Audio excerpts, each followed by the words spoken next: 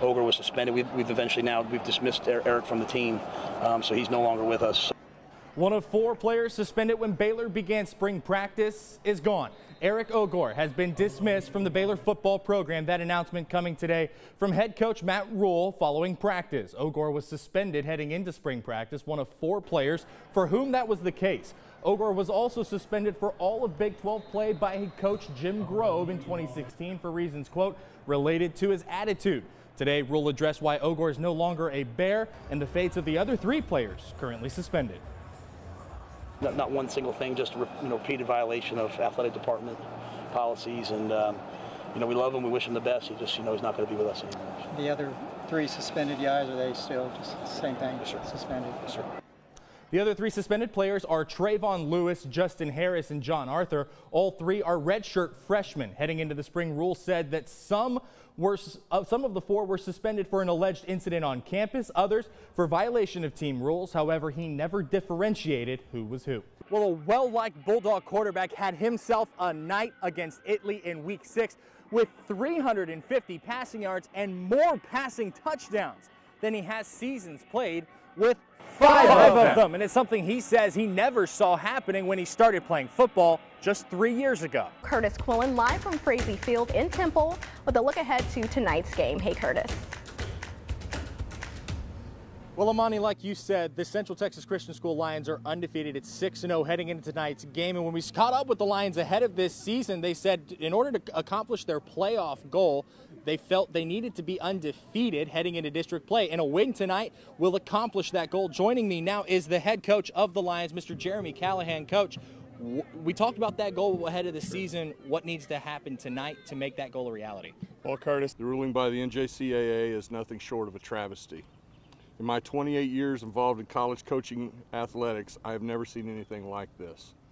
MCC, done. Today, the NJCAA upheld last night's double forfeit after the melee happened on this play in their game against Cisco. You see an altercation after an attempted tag at the plate, but it doesn't appear any punches were thrown. But because the bench is cleared, the National Junior College Athletics Association deemed it a fight, and by rule, everybody was ejected. So that means both Cisco and MCC's baseball seasons have ended in spite of both teams being ranked in the top 15. This afternoon, Highlanders coach Mitch Thompson spoke out against the rule. I believe this to be a basketball rule that has found its way onto the baseball field. In my opinion, the rule is extremely broad in its definition and gives the NJCAA all the latitude in the world to determine any time a fight may break out. Now, because of this ruling, which eliminated MCC, Temple College has been awarded Region 5 spot in the Junior College World Series in Grand Junction, Colorado. The Leopards finished 3rd in the region after yesterday's early afternoon loss to MCC. Right now, they're sitting at 35-23, having won 10 in a row before Sunday's loss to Cisco. Coach Craig McMurtry says this opportunity is exciting, but there's another feeling he described. A little awkward, I mean, for me, because I've got a lot of respect for Mitch. I've got a lot of respect for Whitey over at Cisco. For it to come down to something like that and for them not to get an opportunity to continue playing because of that incident, a little bit tough. But putting that aside, the guys are excited.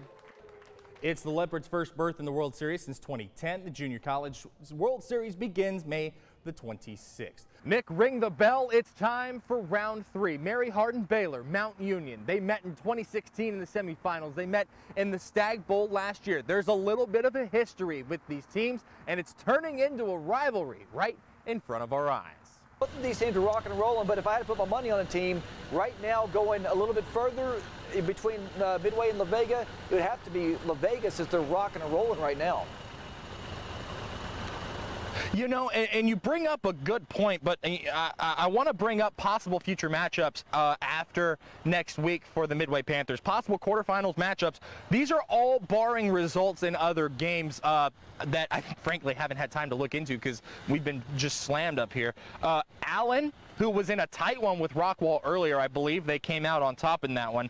That's, by the way, defending 6A Division I state champion, the largest school in the state of Texas and the #1 team in 6A this year, Allen. That's a possible quarterfinals matchup. The Woodlands is a possible regional final matchup. Round Rock Cedar Ridge is a possible quarterfinals matchup. Then, if they can get past that, you're looking at Region 1 in the semifinals. Here's some of the teams that they could see come out of there. Duncanville, Euless Trinity, who they played week 1. South Lake Carroll, who seems to be playing lights out football lately. DeSoto and Odessa Permian. That's deadly. That is a murderer's row of a schedule if Midway can get past Klein Oak and get past Round Rock Round Rock, whoever wins that game tomorrow, if they can get past them next week. Yeah, that's going to be crazy. I mean, let me ask you this real quick. We're looking at some fantastic showdowns. It is going to be fantastic. Let me ask you real quick before we go. Tonight, who was your most impressive win? Mine was Riesel. I was very impressed. They were doing something that they haven't done in many, many years. A huge win tonight, putting up points, explosive offense. What was your most impressive win tonight? It has to be Riesel. I don't think. I mean, I would love to be able to sit here and think that we could debate this, but I think it's got to be cut and dry, Nick. I mean, you look at what Collinsville did during the season. In fact, that's what I'm turning to in my notes right now. Well, as painful as this season has been for Cowboys fans, the Cowboys aren't yet out of the NFC playoff picture. I know. A win tonight would put them in second in the NFC East behind the Redskins. Week 1's win in Marlin was McDaniel's debut as the Bulldog quarterback, but you wouldn't know it looking at his stat line. 6 touchdowns all through the air to go with 364 passing yards. It all makes you wonder, was he nervous? We're joined now by Alan Hare, the head coach of the Salado Eagles. Coach, this was your 3rd year in Salado. I know you mentioned going into the year, the goal was to get back into the playoffs after a magical run last year. You fell just a little bit short. What did you tell the kids in that locker room in Fairfield last Friday night? Well, you just appreciate all their commitment. Was it kind of like a sense of relief, like it got through the crossbar, got between the uprights, and it was just like, whew? Yep, for sure. The scoreboard said it was only 2-0, but to everyone there in the stands at the game, it really was not that close. The Bears dominated Abilene Christian en route to a first-round NCAA tournament win at home last night. When we asked AJ, he said Friday night at Teague was his best performance ever, averaging almost 10 yards a carry with not just 1 score, but 4 of them. It'll be Midway and Garland-Saxe next week. Saxe comes in at 8-3. They avenged the loss to Plano East. We'll get that info up online as soon as we can. Possible matchups for Midway, though, if they can get the win over Saxe. When does Allen roll in there? That would be in the quarterfinals. Okay.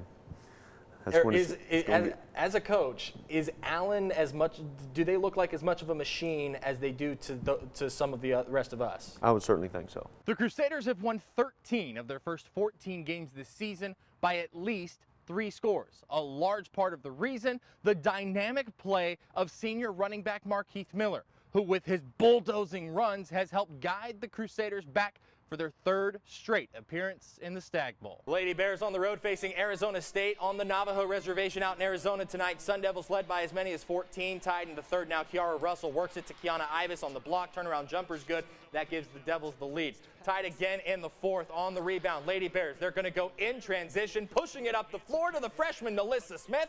Off the glass and in. It's her 2nd straight double-double. Baylor leads for the first time since it was 4-3. Later in the 4th, they're going to kick out. Juicy Landrum from the wing is money. And that's the Lady Bears' first 3 of the night. They go on to finish the comeback. 65-59 is the final tonight. That's it for sports. Stay with us. We'll be right back.